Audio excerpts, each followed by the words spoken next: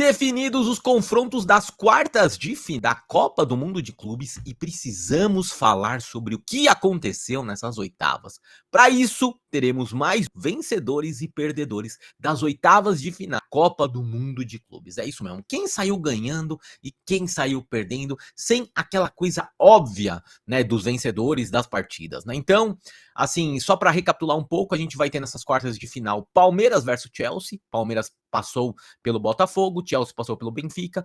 Teremos também Al Hilal versus Fluminense, o Al Hilal passou pelo City, Fluminense passou pela Inter de Milão. Do outro lado, teremos PSG versus Bayern, PSG passou pelo Inter Miami, o Bayern passou pelo Flamengo. Embaixo nós temos Borussia versus Real Madrid, Borussia que passou pelo Monterrey e o Real Madrid que passou pela Juventus. Então a gente precisa falar de quem foi muito bem e quem não foi bem nessas oitavas de final. E assim, até falando um pouco mais pra frente ou até mesmo da temporada, ok? Bora lá pra começar. Então, primeiro vencedor pra mim, que é um vencedor talvez seja óbvio pra vocês, que é o futebol brasileiro. Por que eu coloco o futebol brasileiro como um dos vencedores? Porque muita gente colocava que nenhum brasileiro chegava até as quartas de final. E teremos dois brasileiros, Palmeiras e Fluminense. Obviamente que teríamos um de qualquer maneira, né? Porque Palmeiras e Botafogo se enfrentaram. E o Fluminense, que fez um belíssimo jogo contra a Inter de Milão. Então, para mim, o futebol brasileiro, entre os 8, colocar 25%, colocar 2 representantes, para mim, é bem significativo. Acho que talvez a gente tenha pelo menos um brasileiro na semifinal. Tem grandes chances disso acontecer. Então, mas para mim, o futebol brasileiro é um dos vencedores dessas oitavas de final. O segundo vencedor, para mim, Harry Kane. Sim, Harry Kane mostrou por que ele é um dos melhores atacantes do mundo. Quando teve oportunidades contra o Flamengo, fez os gols. 2 oportunidades, 2 gols. E assim, e aí falando até um pouco do Bayern, né, que também acho que o futebol alemão também é um grande vencedor disso, né, porque o futebol alemão coloca 100% dos seus times nas quartas de final. Mas voltando ao Harry Kane, é importante a gente destacar o quanto esse cara é bom. O quanto o Harry Kane é um bom atacante. Obviamente que tem a questão dos memes, das brincadeiras, tudo tal, né, que ele não ganhava título, mas o cara é um excelente atacante. Obviamente que ele foi muito prejudicado na carreira dele porque ele estava no Tottenham, e ganhar algo com o Tottenham é bem complicado, todo mundo sabe disso. Mas assim, é um cara muito bom mesmo. O Bayern passou pelo Flamengo, eu já até debati isso num outro vídeo. Acho que o Bayern fez o que tinha que fazer, passou até com, entre aspas, certa tranquilidade, porque eu não vi em momento algum o Flamengo sendo verdadeiramente ameaçado contra o Bayern. Aquela coisa que você olha e você fala assim, não, mas espera aí, acho que o Flamengo vai empatar. Em momento algum eu tive essa sensação, mesmo quando o Flamengo diminui, né? Tava 2-0, faz 2-1, tava 3-1, faz 3-2. Mas assim, mesmo após isso, parecia que o Bayern falou: não, peraí, vamos parar com a brincadeira e vamos continuar. Então, é isso. Harry Kane, um grande vencedor dessas oitavas de final. O outro vencedor para mim, eu não diria o maior, mas também para mim é bem significativo, é o Inzaghi do Al Hilal, né? O Inzaghi, que tava na Inter de Milão, ele perde a final da Champions League 2023 pro Guardiola. Ele perde pro PSG sendo humilhado na final, 5-0. Foi uma humilhação o que aconteceu no final da Champions League, né? Ele sai da Inter de Milão, aceita o convite do Al Hilal, começa a treinar o Al Hilal, assim, pouquíssimo tempo de treino. E primeiro, ele joga muito bem contra o Real Madrid, passa segundo lugar no grupo do Real Madrid, enfrenta o City, onde todo mundo colocava o City como favorito, e ganha do City na prorrogação. E assim, e o que é importante destacar, o Al Hilal sai perdendo o jogo, tem força para virar o jogo, depois o City empata, o Al Hilal faz 3-2, o City empata de novo, faz o 4-3. Então, assim, para mim, o Inzaghi é um cara extremamente vencedor, porque, putz, já era um cara questionado, né? Por mais que ele tenha feito grandes anos na Inter, né? Chegou em 2 finais de Champions, ganhou a Série A, mas assim, a última impressão que fica, e a última impressão que a gente tinha dele na Inter era o 5-0 pro PSG. Então, assim, e fora que também ele perde o título ali pro Napoli na reta final, né? Nos últimos 3 jogos ele perde o título. Então, assim, ficou uma impressão ruim do final da temporada da Inter, mas ele mostra que é um bom treinador e mostra isso ganhando de um cara que ganhou a final da Champions League dele, há 2 anos atrás. Então, para mim, o Inzaghi é um dos grandes vencedores dessas oitavas de final. E aí, falando até no Al Hilal, queria também destacar o Marcos Leonardo, né? O Marcos Leonardo, que sai do Santos num momento complicado, né? Ele teve problemas, especialmente disciplinares, na reta final ali de 2023, quando o Santos precisava dele. né, então ele tem problemas ali de disciplina, jogando pelo Santos ainda. O Santos é rebaixado em 2023 com ele no time, ele vai para o Benfica, pouco tempo depois se transfere para o Al Hilal e, cara, o que ele jogou contra o City, o que ele meu, assim, sabe, foi uma barbaridade o que ele fez. Assim, pra mim, foi uma das grandes atuações de um atacante nessa Copa do Mundo, sabe. O Marcos Leonardo jogou uma barbaridade contra o City, de verdade. Então, por isso também eu coloco ele como um dos grandes vencedores dessas oitavas de final da Copa do Mundo de clubes. E, pra terminar, né, porque eu gosto sempre de falar dos vencedores primeiro, porque o vencedor a gente não critica muito, né, então, assim, é mais rápido falar dos vencedores. E aí a gente precisa falar do principal vencedor pra mim, né, porque pra mim foi o Renato Gaúcho. Renato Gaúcho, ele é o treinador do Fluminense, e aí é engraçado, né, porque aqui no Brasil a gente tem a fama, o Renato Gaúcho tem a fama de ser, ele é boleiro, ele é amigo dos jogadores, não sei o quê.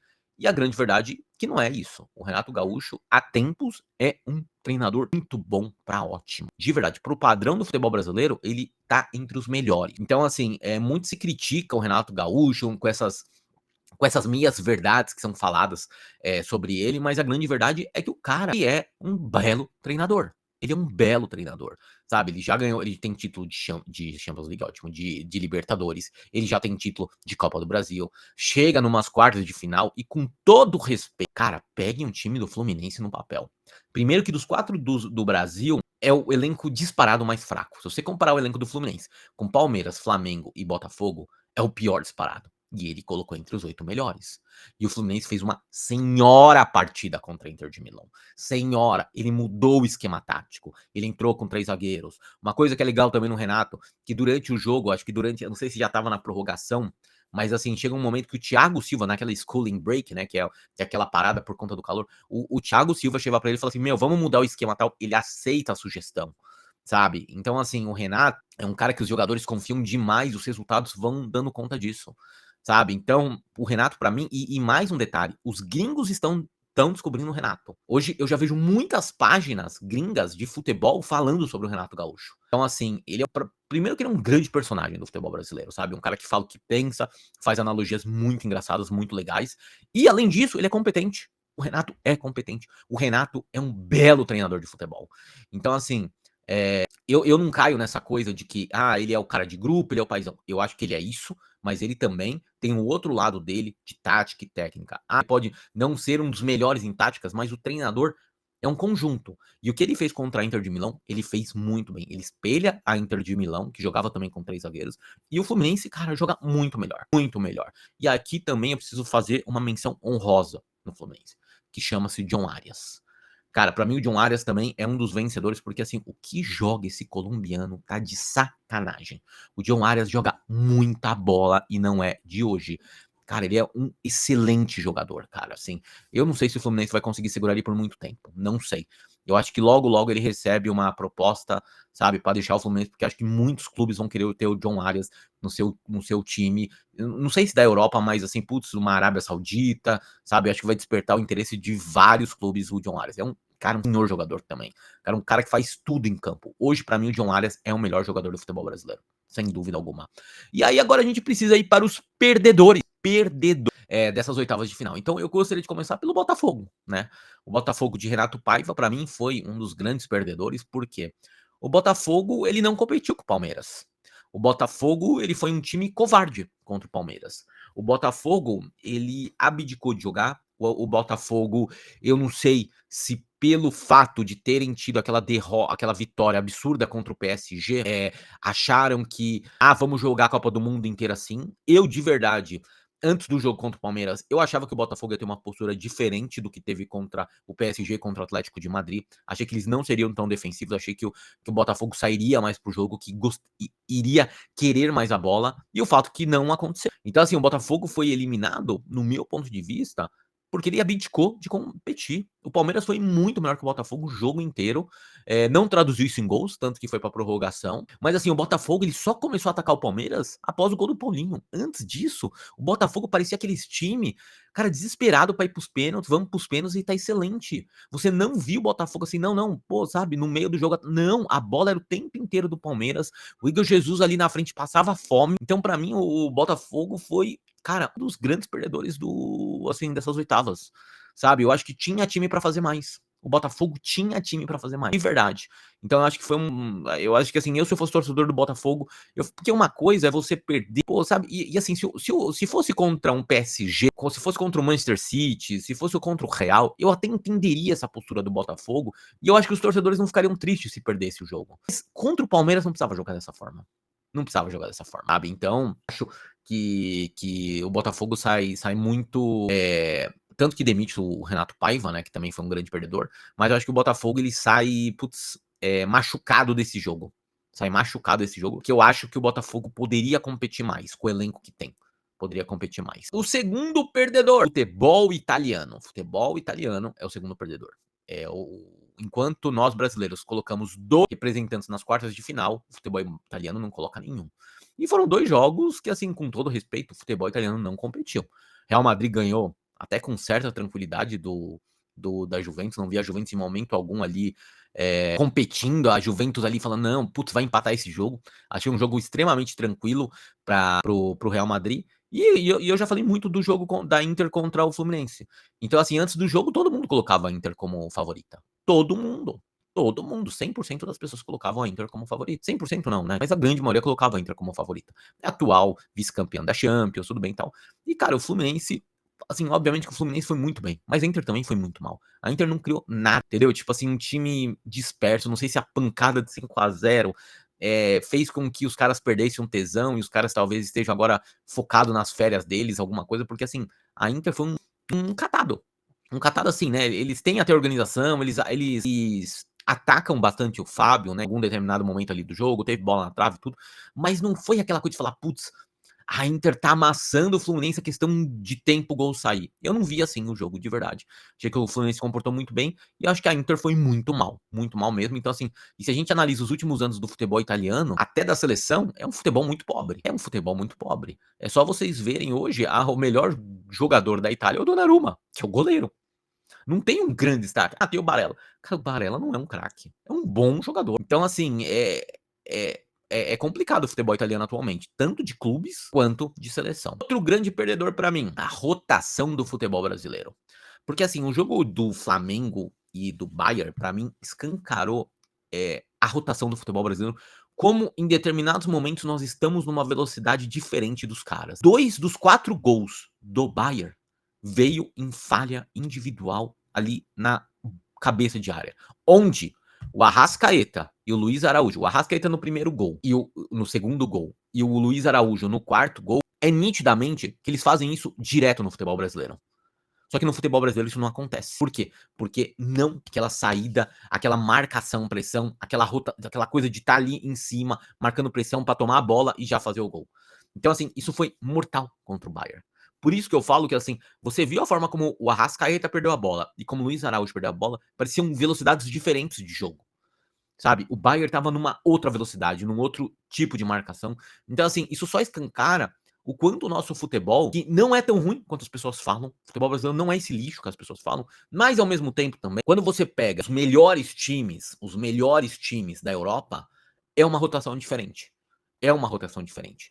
Então, assim, volto a repetir, eu duvido que se o Arrascaeta dominasse aquela bola, ou o Luiz Araújo tentasse sair jogando da forma como eles da forma como aconteceu aqui no Brasil, não ia acontecer gol do adversário. Por alguns motivos. Primeiro, provavelmente os adversários não iam tomar bola porque são raros os times que fazem essa marcação dessa forma como o Bayern fez. Segundo, a grande maioria dos times não tem o Harry Kane que vai receber a bola e vai colocar para dentro.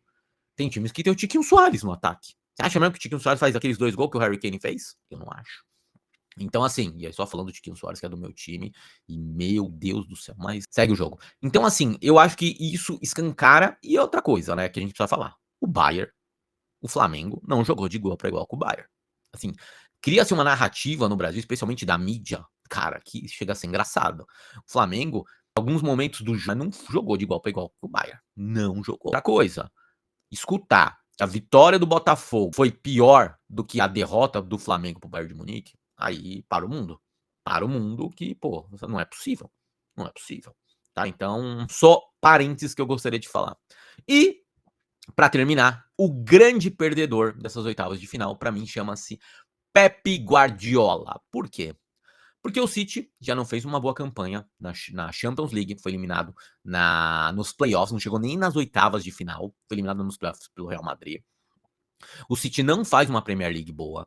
O City perde a final da FA Cup pro Crystal Palace. Crystal Palace, não foi pro Liverpool, foi pro Crystal Palace. E aí chega no Mundial de Clubes, faz 3 jogos, 2 jogos medianos, né, contra adversários fraquíssimos, e um belo jogo contra a Juventus. Mas no jogo contra o Al Hilal, com todo respeito, você não pode levar 4 gols do Al Hilal.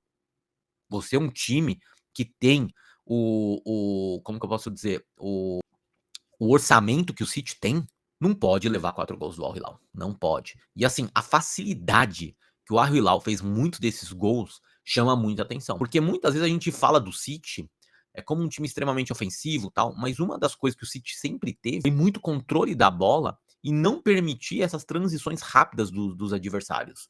E o City tinha um sistema de defensivo muito bom, e hoje dessa forma o City não tem. O City não tem. O City é um time extremamente vulnerável hoje. Extremamente vulnerável. É só você ver quantos gols, tanto é que foi a temporada, a Premier League, que o Guardiola, desde que chegou, mais levou gol, o time dele, o City.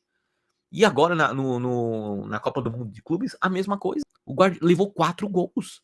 Cara, não é normal um time que quer ser o melhor time do mundo, que quer disputar a Champions League, que quer disputar, sabe, ganhar a Premier League, não pode tomar 4 gols. Então, pra mim, o trabalho do Pep nessa temporada foi um trabalho muito abaixo. O Pep, pra mim, continua sendo o melhor técnico que eu já vi na vida. Pep Guardiola, pra mim, é o maior técnico da história, mas o fato de eu ser fã número 1 do Guardiola não quer dizer que ele tá isento de coisas quando ele erra. E eu acho, sim, que o City errou. O City jogou sério, não caiu nessa narrativa de que era pré-temporada. Não, eles estavam jogando sério, mas eu acho que o City ele tem problemas ali estruturais, especialmente em transição, quando ele tá em ataque e que sofre o contra-ataque, gravíssimos. Se continuar para essa próxima temporada, o City vai sofrer de novo, vai fazer uma temporada mediana de novo, porque é um time que tem a posse de bola, fica a maior parte do tempo com a bola ali no ataque, muitas vezes não consegue fazer o gol, e aí, quando sofre o contra-ataque, é muito fácil, muito fácil. O Ederson não tá numa fase boa. Me incomoda demais os 2 pontas, o Savinho e o Doku. Pra mim, assim, são 2 jogadores que, putz, cara, muito abaixo do que o City já teve, muito abaixo. No meio-campo, você não tem um substituto hoje pro De Bruyne, isso faz falta. O Rodri ainda tá voltando, mas o Rodri tá voltando, então vamos ver se ele vai voltar naquele nível altíssimo no qual ele se machucou. Assim, é um time pra ficar de olho se vai conseguir nessa intertemporada aí, antes de começar a temporada, se arrumar. Porque do que eu vi até agora do City nessa temporada e agora na Copa do Mundo de Clubes, eu acho que o City precisa melhorar muito, muito, muito para disputar os principais títulos da temporada. Então é isso. Eu sou o Rafael da Dona Lúcia. Se inscreve no canal, deixa seu like aqui no vídeo. Todo dia tem vídeo novo sobre futebol. Valeu!